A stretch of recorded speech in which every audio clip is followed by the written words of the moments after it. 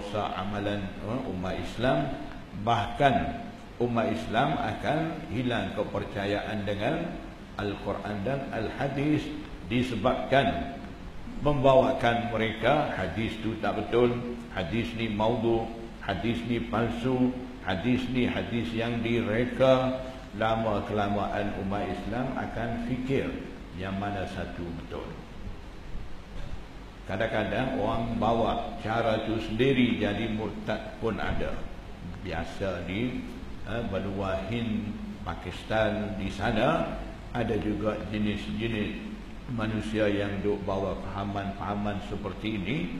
Lama kelamaan dia sendiri pun fikir yang mana satu betul. Hadis pun tak boleh percaya sekarang. Quran pun dah 1400 tahun dah, siapalah bawa mai Quran ni. Jadi mikir-mikir, lama-lama dia sendiri jadi pening dan bingung. Lama-lama dia tak percaya dah, jadi murtad. Ada, memang dah ada macam tu. Jadi sikap mereka ni, bila umat Islam tu beramal dengan mazhab Syafi'i, mereka akan bawa mai ayat ataupun hadis yang agak zahir maksudnya bercanggah dengan ijtihad Imam Syafi'i, kemudian mereka akan bawa fitnah. Kalau duduk di tempat amal mazhab Hanafi, mereka kacau pula di situ, seolah-olah ijtihad Imam Abu Hanifah ni tak betul. Bila mereka ada di tempat amal mazhab Hanafi, mereka bawa pula hadis-hadis yang menjadi dalil baca kunut tu. Sebab di tempat mazhab Hanafi tak baca kunut, mereka bawa hadis-hadis baca kunut tu. Mereka kata ini ada dalil Nabi baca kunut, kenapa kamu tak baca kunut? Baca kunut tu dalil lagi kuat, kenapa kamu tak baca? Di sini pula tak baca kunut tu dalil kuat, kenapa kamu baca? Itu cara mereka. Mereka mau begitu. Jadi kita kena faham. Akhir sekali saya nak pesan satu, cara pembawakan mereka ni ke arah akidah mujassimah, bercanggah dengan akidah Ahlus Sunnah wal Jamaah.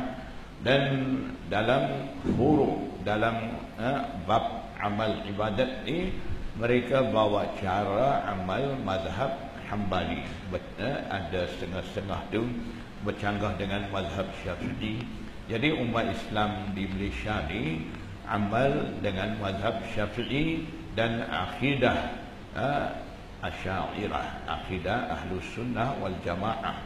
Jadi mereka yang wawarkan amal Quran Sunnah di mana sahaja, mereka bawa isu-isu dan mereka menyatakan Asy'ariyah ni kafir, Maturidiyah kafir. Dan mereka bawa akidah tajsim, akidah yang mana mereka sentiasa sebut Allah ada anggota, Allah ada tempat duduk, Allah duduk atas arasy.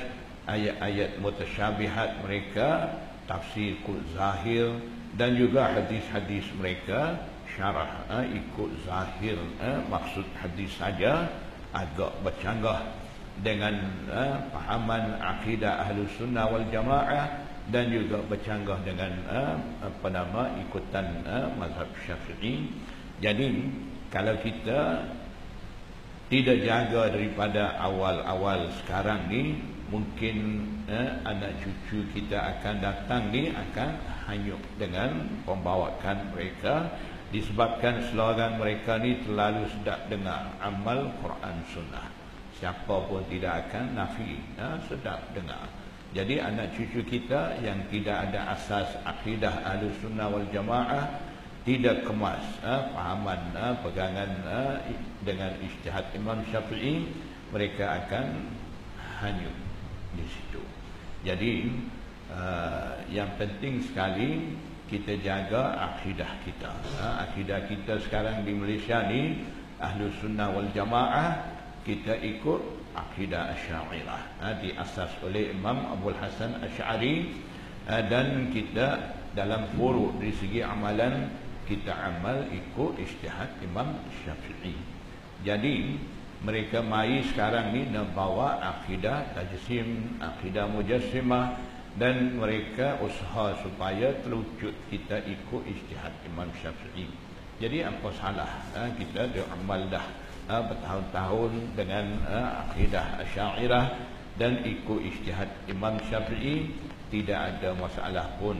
Mereka mai yang tu tak betul, yang ni tak betul, itu bid'ah, ini masuk neraka dan sebagainya. Bawa isu-isu khilafiyah tu timbulkan masalah. Sebenarnya perkara-perkara seperti itu tidak perlu kemuka kepada umat Islam. Perkara-perkara khilafiyah tadi dah pun selesai. Ulama-ulama dulu dah pun selesaikan semua tu. Dan kalau nak cerita pun perkara-perkara seperti itu, kena cerita di madrasah, di pondok, di universiti, dalam bilik darjah, sama-sama orang alim dengan guru dan pelajar. Di situ mau cerita, bukan nak bawa cerita dengan orang-orang biasa semua tu. Jadi tak faham. Bila tak faham, timbul masalah. Budak baru darjah 6, kita mau ajar dia buat tesis PhD, bolehkah? Boleh. Budak baru darjah 6, kita nak suruh dia buat tesis PhD, bolehkah? Tak boleh. Begitu juga umat Islam biasa tak tahu apa, Quran, Sunnah, Sahih, Hasan, Dhaif, Ijtihad, bercanggah dengan imam itu, ini semua tak tahu apa. Kita bawa cerita semua di dalam masyarakat umat Islam. Jadi apa akan jadi? Umat Islam jadi keliru, celaru fikiran, jadi bingung, timbul masalah, salahkan satu sama lain. Di Kota Baru Pak kita, Kelantan, dah ada macam tu. Ada masjid tak baca qunut. Daripada masjid tu pagi subuh ada 2-3 saf panjang, sekarang tinggal 2-3 orang. Sebab imam tak baca qunut. Dia kata dalil tak baca qunut ni kuat, tak payah baca. Jadi makmum dah lari pergi masjid yang baca qunut tu. Jadi pecah belah umat Islam. Jemaah dah jadi 2. Jadi natijahnya pecah belah umat Islam itu kita tak mahu. Jadi kita mahunya belajar ilmu hadis biar cara betul, dan masyarakat umat Islam jadi tenang, aman, harmoni, amal dengan Quran Sunnah daripada penyampaian kita. Seperti mana Rasulullah SAW masuk dalam masyarakat jahiliyah, dah jadi masyarakat yang baik. Masuk dalam masyarakat Aus Khazraj, semua dah jadi saudara. Jadi bawalah ilmu hadis di kalangan masyarakat umat Islam, supaya umat Islam dapat amal Quran Sunnah dengan aman, damai, harmoni, tidak timbul masalah.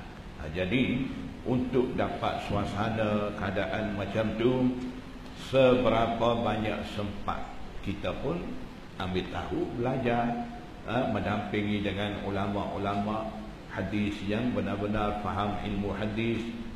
Kita tanya, belajar, dan kita usaha supaya anak cucu kita ni jadi alim ulama yang mu'tabar, benar-benar faham Quran hadis dan ikut cara alim ulama mu'tabar dulu.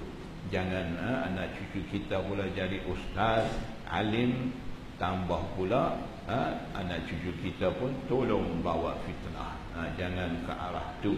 Jadi nak hantar belajar mana-mana, ambil tahu dulu madrasah tu, universiti tu, di Madinah ke, di Yaman ke, di Iraq ke, di South Africa ke, di Morocco ke, mana-mana kita ambil tahu dulu apa fahaman-fahaman akidah di situ, apa pegangan mazhab di situ. Kita ambil tahu dulu, bila betul baru kita hantar. Walaupun tempat tu agak berlainan, misal kata kita amal di sini mazhab Syafi'i, hantar anak pergi belajar di Pakistan, di situ amal mazhab Hanafi, mengajar pun kitab-kitab fiqh Hanafi juga banyak, Syafi'i sikit. Jadi belajar tak apa, tapi anak tu kena cerdik. Bila balik jangan bawa balik yang Hanafi punya masuk dalam masyarakat, timbul masalah. Hanafi tak baca kunut, balik mai dia pula bawa jangan baca kunut. Dalil tak baca kunut ni kuat, ni hadis gini. Yang mana tu guru mazhab Hanafi tu ajar dalil dia kuat, sebelah tak baca tu. Jadi itu kita belajar boleh, panduan kita, pedoman kita boleh belajar. Tapi bila balik mai kita sampaikan ilmu kita sesuai dengan masyarakat do amal di sini, barulah tidak timbul masalah. Yang lain kita boleh cerita, boleh bagi tahu, itu sebagai panduan untuk menambahkan ilmu umat Islam boleh. Kalau kita kira tak baca kunut tu dalil kuat, kita jangan baca, duk diam-diam, sudahlah. Jangan kacau dalam masyarakat duk baca kunut tu. Kita kira baca bismillah perlahan tu dalil kuat, jangan kita baca bismillah kuat. Jangan kita sebut amin kuat, sebut perlahan, sudahlah soal. Jangan kacau orang lain baca bismillah kuat pun mau larang, mau marah. Itu tak betul. Itu yang penting. Yang pentingnya bukan pandai ilmu, yang penting pandai menyampaikan kepada masyarakat. Ilmu ada, pandai sangat, tapi penyampaian kepada umat Islam itu tidak berhikmah. Mana-mana kita buka mulut, di situ timbul masalah. Itu tak mau. Jadi cuba kita cari jalan terbaik, dan anak cucu kita asuh didik supaya mereka dapat ilmu agama sebenar dan dapat menjauhi daripada ajaran-ajaran sesat. Terkadang nampak zahir tu tak sesat, kita ingat baik, tapi dalaman dia rosak. Itu pun kita kena hati-hati. Seperti sekarang